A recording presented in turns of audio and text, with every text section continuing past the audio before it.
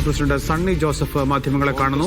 അതിലേക്ക് പോകാം. UDF-നും സാധിച്ചു, നല്ല സ്ഥാനാർത്ഥികളെ നിർണയിക്കാൻ സാധിച്ചു, നല്ല പ്രചരണ പ്രവർത്തനങ്ങൾ നടത്തി.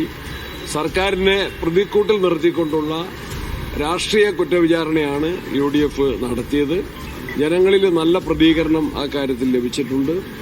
ശബരിമല വിഷയം, വിലക്കയറ്റം, കാർഷിക മേഖലയുടെ തകർച്ച, തൊഴിലില്ലായ്മ, വന്യമൃഗശല്യം, സാമ്പത്തിക രംഗത്തെ ഗവൺമെന്റിന്റെ തികഞ്ഞ പരാജയം, തദ്ദേശ സ്ഥാപനങ്ങളെ കഴുത്ത് ഞെരിച്ച് ഇല്ലാതാക്കാൻ ശ്രമിക്കുന്ന നടപടികൾ, അഴിമതി, ക്രമസമാധാന തകർച്ച, അക്രമം, ഇതെല്ലാം തന്നെയാണ് പ്രധാനപ്പെട്ട ചർച്ചാ വിഷയങ്ങൾ. അതിലെല്ലാം സർക്കാർ പ്രതിക്കൂട്ടിലാണ്. ശബരിമല കൊള്ളയിൽ കോടതി കുറ്റക്കാരായി റിമാൻഡ് ചെയ്ത പ്രതികളെ പാർട്ടി ഇപ്പോഴും പൊതിഞ്ഞ് സംരക്ഷിക്കുകയാണ്. സ്വർണം പൊതിഞ്ഞ പാളികൾ മോഷ്ടിച്ചവരെ CPM പാർട്ടി ഇപ്പോഴും ഒരു അച്ചടക്ക നടപടി സ്വീകരിക്കാൻ ഒരു നോട്ടീസ് പോലും അവർക്ക് നൽകിയിട്ടില്ല. ഒരു സെൻസർ ശാസന പോലും നടത്തിയിട്ടില്ല. സസ്പെൻഷൻ വേണ്ട, പുറത്താക്കൽ വേണ്ട, ഒരു ശാസന പോലും നടത്തിയിട്ടില്ല. മുഖ്യമന്ത്രിയും CPM സംസ്ഥാന സെക്രട്ടറിയും പ്രതികൾക്ക് അനുകൂലമായിട്ടാണ് പറയുന്നത്. ഹൈക്കോടതി അവസാനം പറഞ്ഞത് വൻകിട നേതാക്കന്മാർ ഇനിയും കൂടുതലായിട്ട് ഈ കേസിൽ ഉൾപ്പെട്ടിട്ടുണ്ട് എന്ന് ഹൈക്കോടതിയുടെ പരാമർശനം വന്നിട്ട് ആഴ്ചകൾ കഴിഞ്ഞു. എന്നാൽ അന്വേഷണ സംഘത്തിന് മറ്റ് പ്രതികളെ പിടികൂടുന്നതിനോ സ്വർണം വീണ്ടെടുക്കുന്നതിനോ കഴിഞ്ഞിട്ടില്ല. അത് മുഖ്യമന്ത്രിയുടെ നിയന്ത്രണത്തിലാണ് പോലീസ്. ആ കാര്യങ്ങളൊക്കെ ജനങ്ങൾ നന്നായിട്ട് മനസ്സിലാക്കുന്നുണ്ട്. ആ കാര്യങ്ങളിലെല്ലാം സർക്കാർ പ്രതിക്കൂട്ടിലാണ്. സർക്കാരിനെതിരെ ഈ അവസരം വോട്ടർമാര് നന്നായിട്ട് വിനിയോഗിക്കും. അത് UDF-ന് ചരിത്ര വിജയം നേടിത്തരിക തന്നെ ചെയ്യും. ഇത്രയൊക്കെ സർക്കാരിനെതിരെ വിഷയങ്ങളുണ്ട്. പക്ഷേ കഴിഞ്ഞ 2 ആഴ്ചയായി കേരളം ചർച്ച ചെയ്യുന്നത് രാഹുൽ മാങ്കൂട്ടത്തിനെതിരായിട്ടുള്ള ആരോപണങ്ങളാണ്. ഈ ആരോപണങ്ങൾ രാഹുലിനെ പുറത്താക്കുന്നതിലുണ്ടായിട്ടുള്ള കാലതാമസമൊക്കെ ഈ വിഷയങ്ങളിൽ നിന്ന് ശ്രദ്ധ മാറിപ്പോകാൻ കാരണമായിട്ടില്ലേ? ഇല്ലില്ല, നിങ്ങളാണത് തെറ്റായിട്ട് ധരിപ്പിച്ചത്.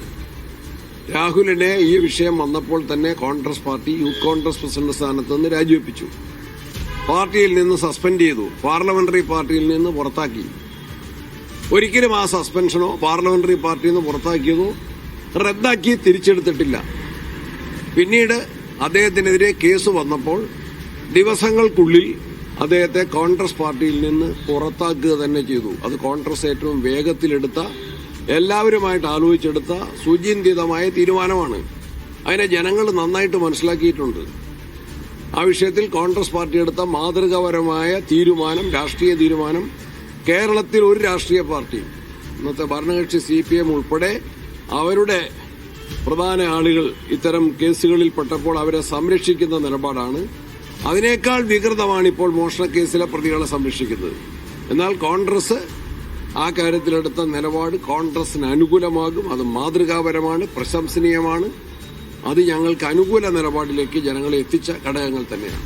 ഇന്നിപ്പോ UDF കൺവീനർ അടൂർ പ്രകാശ് ഈ നടി ആക്രമിച്ച കേസിലെ വിധിയുമായി ബന്ധപ്പെട്ട് നടത്തിയൊരു പ്രതികരണം വിവാദമായിരിക്കുകയാണ്. ദിലീപിന് നീതി ലഭിച്ചു എന്നാണ് അദ്ദേഹം പറയുന്നത്. മാത്രമല്ല, ഈ കേസിൽ സർക്കാർ അപ്പീൽ പോകുന്നത് ദിലീപിനെ ഉപദ്രവിക്കാനാണെന്നും അദ്ദേഹം പറയുന്നു.